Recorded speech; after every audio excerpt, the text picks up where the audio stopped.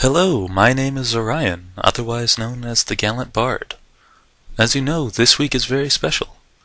Nightmare Night, Halloween, Dia de los Muertos, all wonderful holidays to celebrate old life and welcome back the spirits of those who have passed before us. So in recognition of these holidays, I will be reading a few of my favorite My Little Pony fanfictions, starting with the wonderfully chilling tale, The Silent Shore by the Descendant. If you wish to read along, I will post a link to the story in the description below. Chapter 1. The Lantern Bearer. The radiant colors of a full autumn spread far across the white-tail woods, the entirety of the forest exploding forth in reds, oranges, and yellows. From above it appeared as a vast sea of color, one that undulated in response to the land hidden beneath it, a secret that the panorama of color kept quietly. Here and there the sounds of crows calling would sound out, the harsh caw echoing through the branches that moved slightly in the tiniest breezes. Finding no reply to his heed, one large black bird sounded out again, his cawing racing down the line of trees, bouncing off of the gray trunks, flitting past the few falling leaves in plaintive tone, finding no answer and no regard. The crow tossed his head, his small black eyes regarding nothing as his feet made long scratching noises across the bark of one of the spectacular trees. Finding no answer, he opened his wings and once more lifted into the sky above the canopy that came alight with color around him. As his long wings lifted him higher, his hard eyes fell across the sea of trees, saw them shifting slightly in the little breezes that swirled among the outstretched branches. Thus the trees seemed to be marching towards the horizon, a few leaves falling from them as small breezes floated among them. The crow hung in the still air, his small hard eyes panning back and forth in the silence. At once an object grew in his perception, and a deep rumbling sound came from it. Something was there, hanging in the air. It was brilliant purple in sharp contrast to the fall colors below. The crow turned, rode the currents away from the balloon, avoiding it as though it were some sort of cursed object interrupting his solitary journey across the still autumn sky.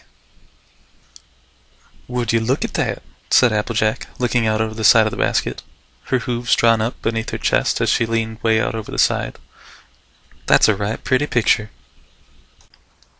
"It's so beautiful," added Twilight in a soft tone. "And I thought it was so lovely while walking the race last year. It seems so much more vibrant from up here." Spike stood next to her, his arms folded across the edge of the wicker, holding himself up to look across the forest below. The dragon whelp did not speak and instead dragged his toes across the inside of the basket. As he did so, it made little click-clack sounds that sounded out sharply, ones that competed in the conscious thought of the ponies within the basket, both with the waves of color below and the statement he had made moments prior. "I do," he repeated after a long moment, rolling his face back and forth across his forearms, watching a crow slide off into the horizon. "I want to try a lobster." "We'll talk about it when we land," said Twilight with a sigh. There was another pause, and as the cool air of the autumn day slid past them, the silence hung heavily in the basket. It was interrupted only by the occasional blast from the burner overhead as it fed warm air into the balloon. I'm a dragon. I'm supposed to eat meat," he said, slowly lowering himself down the side of the basket, his claws catching in the strands of wicker. "And lots of ponies eat fish and seafood. Fluttershy does." "I know," said Twilight, turning to him as apprehension played across her face. "But Spike, Does Shy eat fish herself?" interrupted Applejack, arching her eyebrow as her hooves made soft sounds across the floor of the basket. "Or does she just feed 'em to the animals? I know she doesn't have no qualms about that." "Ugh!" came the hoarse, frustrated voice of Rainbow Dash. The other occupants of the basket looked down at her as she placed her hooves to her head and spoke of her annoyance. "For the last 3 hours all I've heard is, 'Ooh, look at the trees,' and 'Ain't it pretty, y'all?' and 'I want to try lobster.' It's driving me nuts," she said, jumping to her hooves. I could have flown to Hoofston in half this time. I could be there and stretching for the race already, she said, her hooves dancing in place in exasperation. I'm surprised they invited us to be in the Hofton Marathon segment of the Running of the Leaves anyway. Well, with how poorly we did last year in the Ponyville segment. I don't want to mess up the chance. You don't think they invited us because of our performance last year, do you, R.D.? Asked Applejack with a smirk. You don't think that the fact that we're part of the famed team that saved Equestria from discord had anything to do with it? Dash stopped prancing in place anxiously. A smirk went across her face, and with a single burst from her wings she jumped up to the railing of the basket, sending it tilting a touch and her friends within wobbling about. I'd like to think, she said, her graceful hooves keeping her standing carefully in place along the rim, short flaps of her wings aiding in her balance, that it's a mix. At that she wheeled over the side of the basket, her legs splaying out, her graceful form falling down, down, down to the sea of color below. As the occupants of the basket looked on, the Pegasus pony ignited her wings, recovering from her fall in a long, low arc, and then burst at speed along the treetops. As Rainbow Dash whipped by, a great wave of autumn leaves lifted from the branches behind her, flying up into the air in her wake. As her friends in the basket looked on, she careened back through these fragments of autumn hue with a twist, sending them flying into the sky as a jubilant spray of confetti. With that she arced back around, landed in the basket, breathing heavily as she concluded, of both. Applejack rolled her eyes, turned back out to the vision beyond the borders of the balloon. She rested her head on the rim, let the unfolding scene play out before her as she listened to Twilight speak with Dash. I could have flashed us to Hoofston, said Twilight, her voice a little disappointed. But I thought it might be nice just to spend some time together, to see the trees. Yeah, said Dash, lying down once more. Her hooves went behind her head, and she stared up past the flickering burner to the enclosed space of the balloon above. Yeah, that's cool. The four floated there, the balloon carrying on a small breeze above the forest below, the passing of the company unnoticed at large by the trees and their colorful raiment. So as it went by, the balloon was as a single purple fish crossing over a vast coral reef. I still want to try lobster, said Spike, breaking the silence. As Rainbow Dash moaned again, Twilight looked past the side of the basket to a darker band of trees, one more brown and tan than the red and orange of Whitetail Woods, one darker both in physical reality and in her memory. We're so close to the frontier of Equestria here, said Twilight, helping Spike lift himself with her magic. That's the Everfree Forest up there. This is where they meet, and the mountains beyond are where Equestria ends, and the world beyond begins. Applejack's ears twitched at the name, and the memories of the Everfree met her as she looked to the darker shade, the imaginary line between two forests being almost palpable. She turned her head from them, looked forward across the whitetail to the horizon. As she did, a new smell reached her, that of fresh salt. Her senses opened up around her. Lifting her head from the rim of the basket, she squinted her eyes, and a blue band met her. "Twi!" she called, her voice just on the grounded side of excited. "Twi! The ocean!" The basket wobbled beneath them as the four moved to the side facing the growing line of the sea beyond, as each searched to see where the autumn colors met the unchanging blue. "Well, it's the sea, really. The North Sea," giggled Twilight. "Y'all pardon my geographical inequity," smirked Applejack, smiling back at the unicorn. "Right. Sorry to be so nitpicky," laughed Twilight, giving Applejack a quick nuzzle before turning to face Dash. "Now we'll just follow the shoreline up to Hoofston. We'll have you there in plenty of time to be bored stiff for hours before the Hoofston Marathon even starts." Dash, however, had continued staring across the horizon, seemingly fixed on the sea beyond. It was as though it wanted to see her, the sea longing for her, and she for it. She shook her head at the odd sensation, looked back to it, answered it. "Hey," she began, looking down into the forest below, "if we have this extra time, maybe we can take a break? All three looked at her with slight surprise evident in their faces.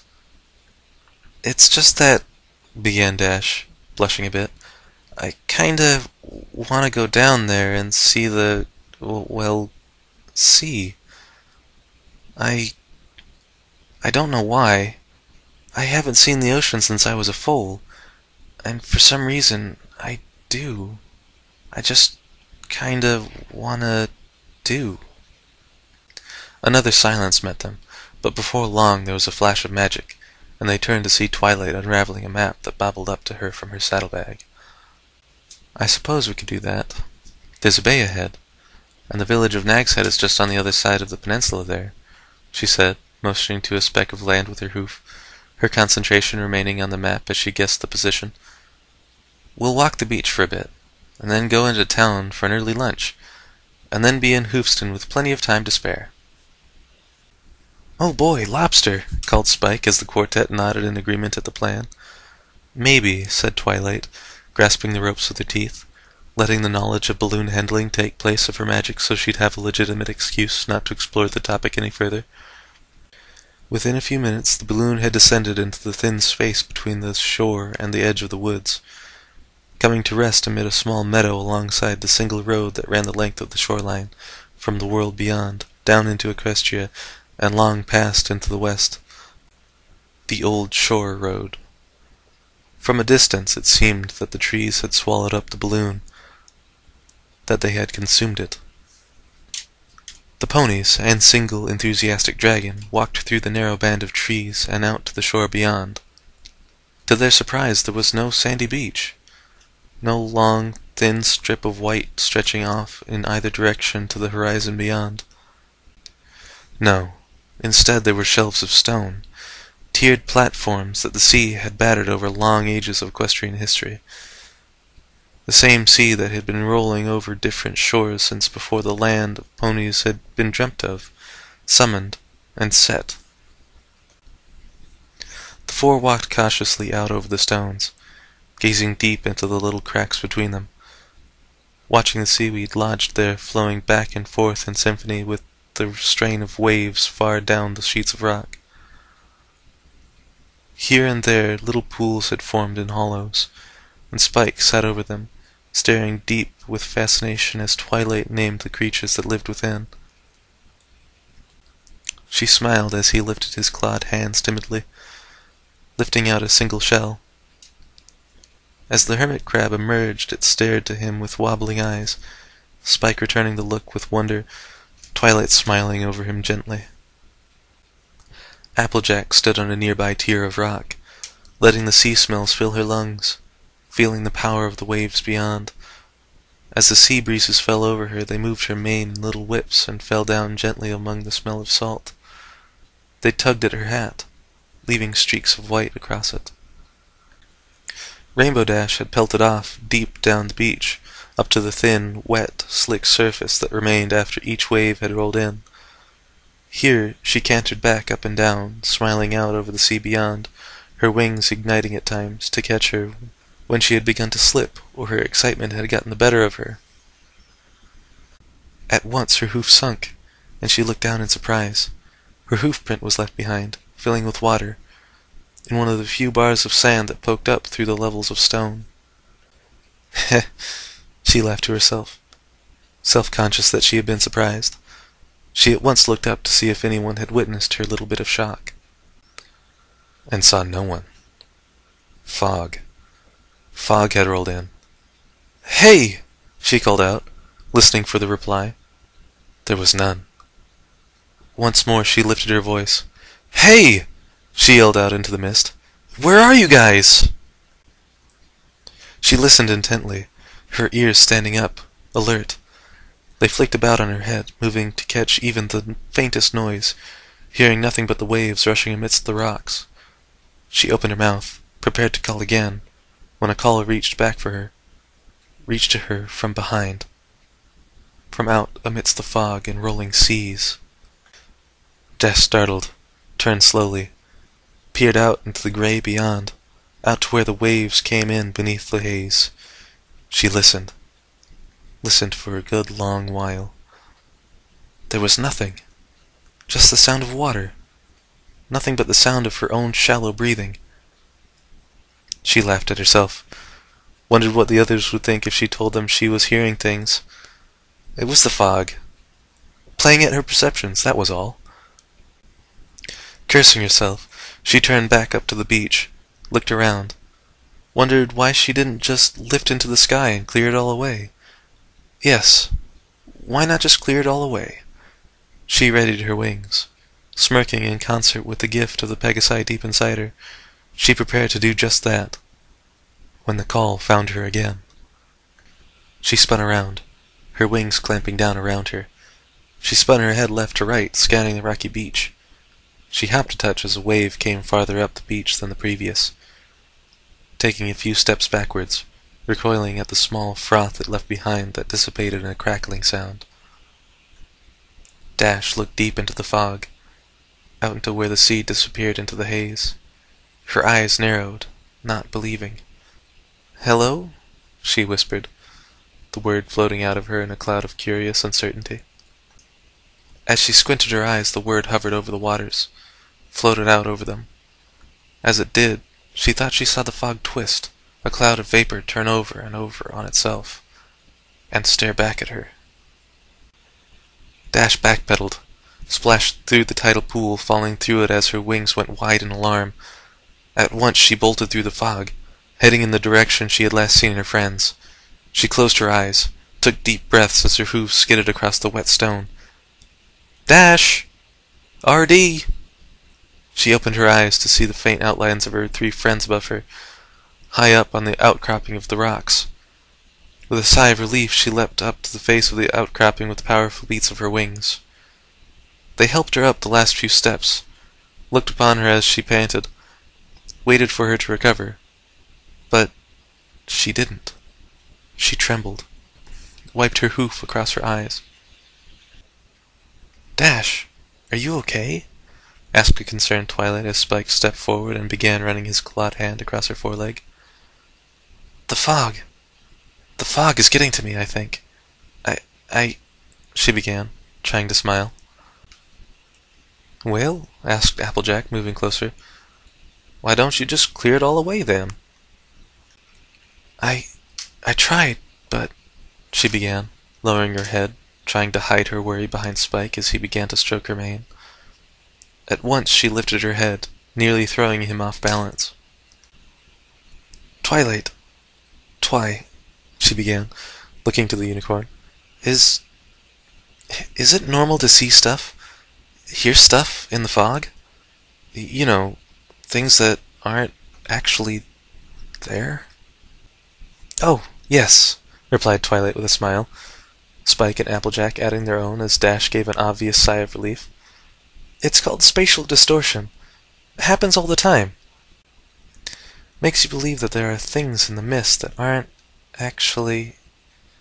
Applejack opened her eyes, looked back from her happy smiling to see all the faces of her friends looking past her to the sea beyond. Behind her she felt movement, something fast making slow progress through the mist.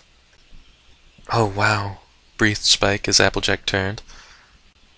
There before her came the great long bowsprit of a sailing ship, perhaps not even more than 100 yards off the rocky outcrop where they stood.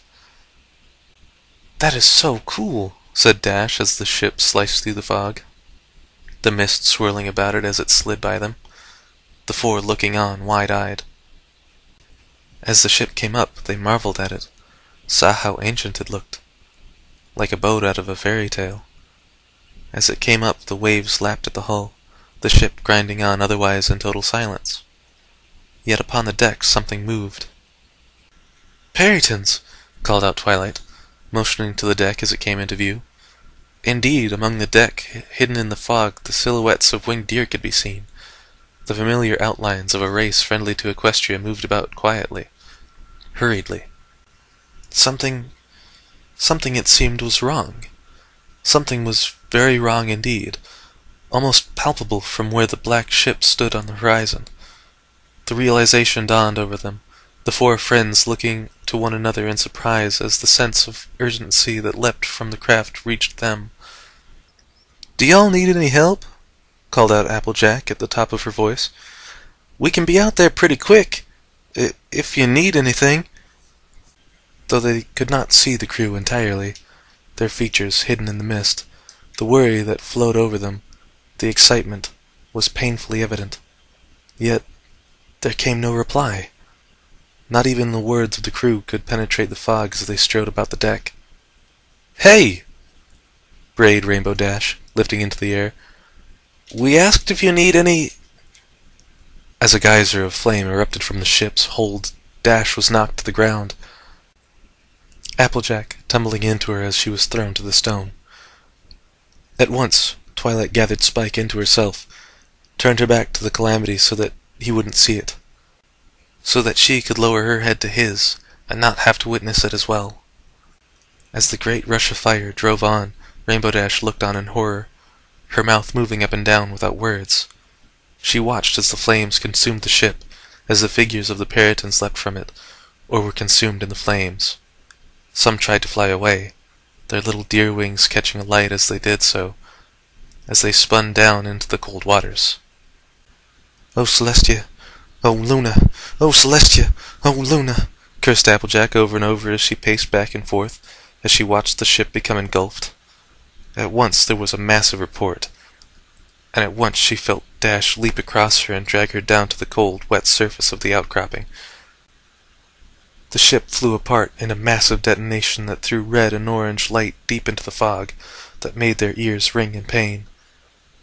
Before long there was a silence again, and the four travelers lifted their heads. They looked around, trying to grasp at what they had seen, the horror they had just witnessed. We need to do something. We need to help," spoke Applejack, her voice a twist of shock and worry. "Twilight," said the Earth Pony again as she cantered up to the unicorn, helped her unfold her forelegs from around the heaving form of Spike. As Twilight lifted her eyes, Spike lifted his own, taking a deep breath, looking around to the ponies in startled bewilderment. "Twilight," spoke Applejack, nuzzling against her friend. "Come on now. We need your organized mind with us. We need a plan, Twi." Plan. At the word, Twilight came back to life, her face panning back and forth across the foggy reaches beyond the outcropping. "Twi?" came the high, concerned voice of the dragon. "Twi, are they going to be okay? The Peritons? Twi? Twi?" "You two split up," she said, motioning at the nodding Applejack. Intentionally ignoring Spike, she pointed to the still unmoving form of Rainbow Dash. "Go find the wounded. They'll have burns. Elevate their legs to keep them from going into shock. Spike and I will fetch the balloon. We'll have to evacuate as many as we can." With that, she began to charge her magic, the sheen of the purple light cascading out into the misty haze. "Twi, are they—" began Spike again, but before the word could come out, Twilight had flashed them both away, the fog rolling in as swirls to occupy the space they had vacated. Applejack lifted her ears, tried to see if any of the winged deer were calling out in pain. No. No sounds. No shrieks of pain. The fog must be muffling the moans. "Rainbow. Rainbow, you head on out that way. I'll head this—" Dash had not moved, was still sitting there, her mouth moving up and down wordlessly. "Come on, Dash," said Applejack, pulling on the tail of the Pegasus. "We gotta go search the wreckage for survivors and such." "What wreckage?" came Rainbow Dash's voice, just above a whisper, wrapped in doubt and confusion. "Applejack, what wreckage?" Applejack tilted her head, looked first at Dash with bewilderment, then followed the gaze of the Pegasus. As she did, her own mouth began to drop open. There were no flames, no cracked hull ripped open by the force of the carnage. Nothing. Nothing met their gaze, just the swirls of fog drifting above the endlessly rolling sea. Applejack shook her head, ran her hoof across her eyes. No. No, she knew what she had seen. It was fact. Real. There must be some reason. Of course there was. Come on now, said Applejack, nuzzling Dash back into motion, up and onto her hooves. The fog's just covering it all. You know that. Eating up their voices before they can reach us, like what Twilight done told you earlier. Right, said Dash, shaking her head, clearing away the visions of the ship and crew being overtaken by flames. Right. We gotta get down there. That a girl, spoke Applejack, nodding. I'll head this way, up the beach. You try to clear some more of this fog, okay? Yeah. Right. Rainbow watched Applejack leap down the far side of the outcropping, listened as her hooves clapped against the rocks and her sounds of efforts departed into the mist. Dash found herself alone again, alone atop the outcropping. She peered out into the fog, out to where she knew she had seen the ship. She tried to lift her wings, but before she could, a thought, a recent memory went through her. She stretched out her neck, listened, then whispered a single word out into the gray. Hello? Applejack went down the ridgeline, making her way as quickly as she felt she safely could. Before long her hooves were once more running across the flat surfaces of the tiered platforms of rock. Hey! She called out into the mist, her hooves splashing through the tidal pools. Hey! Is there any creature there that needs help? Call out nice and loud! She pelted across the beach, jumping or sliding to avoid large stones or driftwood piles that reached up to her as if to snag her. At once she stopped, her rear hooves sliding across the slick surface. A call. She heard a call. She stood stock still, waiting for it to come again. She slowly panned her head, closed her eyes, listened into the far distance, listened as the waves rolled in beside her. A voice rolled up the beach, just perceptible, the voice just barely audible as it fell meekly across the stones. The voice called to her, called her down the long beach, called her by name. Yes, it's me. I'm coming, hold on, she said, pelting off again. She leapt from one tiered layer of rock to another, scrambling a bit where the slick stones denied her a steady purchase. She went down the beach, beginning to breathe hard. I'm coming.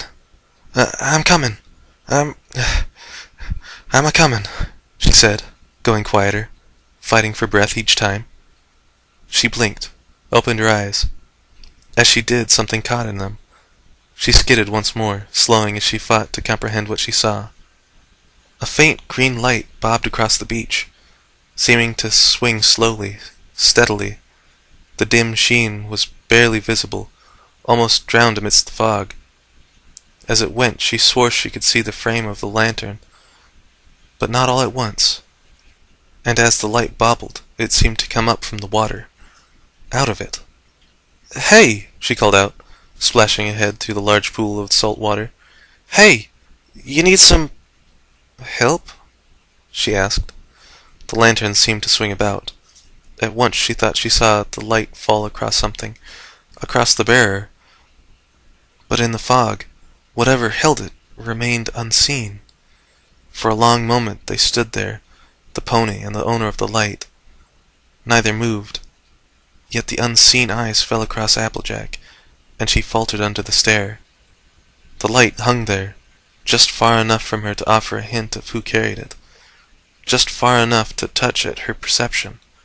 Whatever creature possessed it stood there quietly, unmoving, unflinching, the unseen bearer gazing back at her. Hey! She offered up again, her voice breaking a bit. I'm a friend. With that, the lantern receded, retreated around a bend of the stony beach. Hey! I'm trying to help, she called out, her trepidation leaving her. It's okay. I'm a friend. She rounded the corner herself, came down from her trot into a canter, finally a walk, before standing still. There was no bearer, no lantern, just her and the mist that swirled about in the little breezes, and the sound of the sea beyond. hidden from her wide eyes. She stood there, on a patch of sand that offered up a few stalks of grass. As she looked back and forth across the beach once more, she was alone. Utterly alone. At once a new dread fell over Applejack, and she dared lift her head. She felt a gaze once more upon her, this one powerful, palpable, one that came from her side, staring at her body as she faced down the beach. Slowly she turned to face the gaze, taking little breaths, moving in controlled movements that consumed fractions of inches. She turned up to face what gazed down over her. Two massive green eyes peered down at her from high above. She let out a little yelp as she saw them, kicking like a wild pony in alarm, then shrinking back down among the grass. She stared up at them in horror, her mouth wide open as they gazed back down at her, unblinking and resolute. The mist parted, and Applejack saw the fearsome eyes fall down into something more serene. A face appeared there, one hewn in a great massive glyph. She exchanged fear for constrained trepidation as the small breeze revealed the eyes to be that of a vast white Periton. His antlers huge, his form tall, his outline presented in chalk and marble into the immense slab of stone.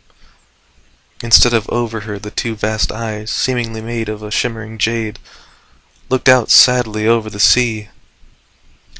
Applejack was at once terrified and moved. With small steps she came forward, came up to where the slab erupted forth from the sand, to where it towered over her and all around her. She looked upon it, blew the mist away to reveal names. Names of Peritons, the exotic ancient marks standing out in white, and of ponies. Ponies and Peritons inscribed together on the towering wedge of granite and marble that stood alone in the empty shore. Why?